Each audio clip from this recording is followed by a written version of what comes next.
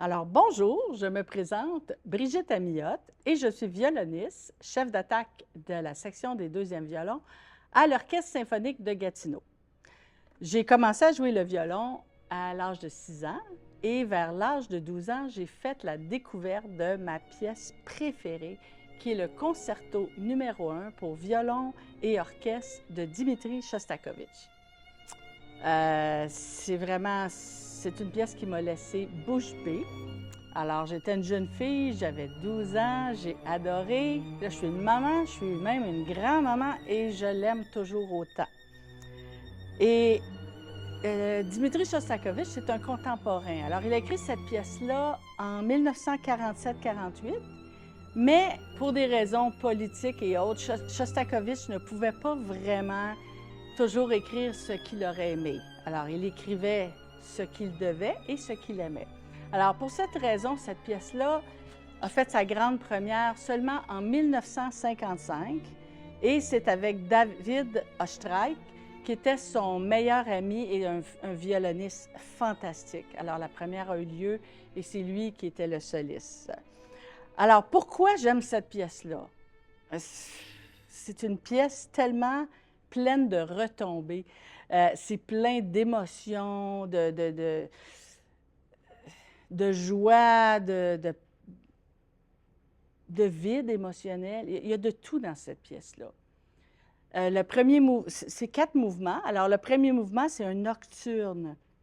Et c'est un hommage au concerto de violoncelle d'Elgar. Alors, dans cette pièce-là, vous allez trouver toutes sortes de thèmes qui ont rapport avec d'autres compositeurs. Alors, ça commence vraiment, là, il y a des gens qui disent que dans ce mouvement-là, on est à un état de vide émotionnel. Mais ça, c'est ce que les critiques disent. Puis aussi, un compositeur, il exprime quelque chose, mais la personne qui écoute ressent quelque chose. Et ça peut être ça ou d'autres choses. Chaque personne qui écoute ressent quelque chose de différent. Pour moi, ça m'amène beaucoup de calme et de paix. Hein? Alors peut-être que vous autres aussi, vous allez sentir ça. Un peu de tristesse des fois aussi.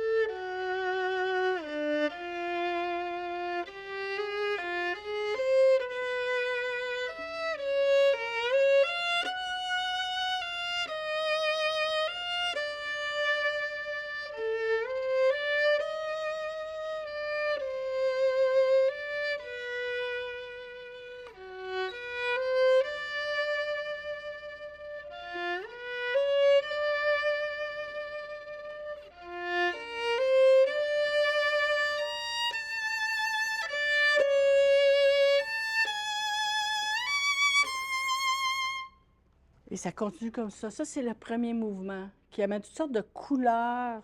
Et c'est pas une pièce facile à jouer. C'est une pièce pleine de défis, mais c'est amusant, c'est intéressant et c'est la même chose pour l'écouter.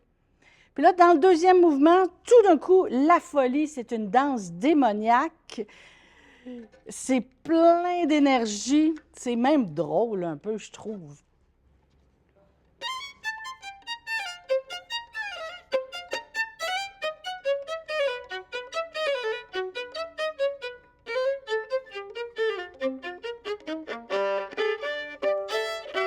Le troisième mouvement, c'est une passacaille.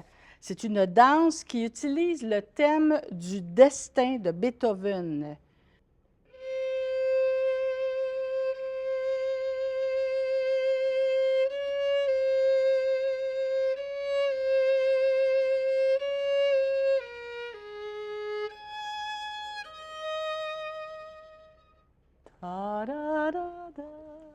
Et là, on arrive dans le quatrième mouvement, qui est une burlesque.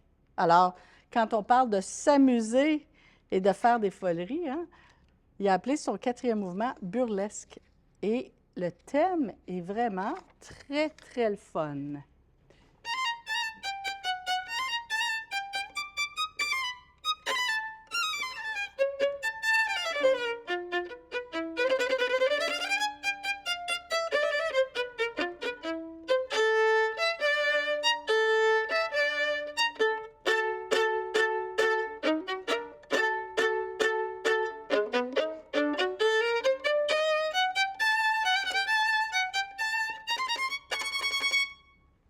Alors, je vous souhaite d'avoir le plaisir un jour peut-être de jouer cette pièce-là et de la découvrir et d'avoir autant de plaisir que moi à l'écouter ou la jouer.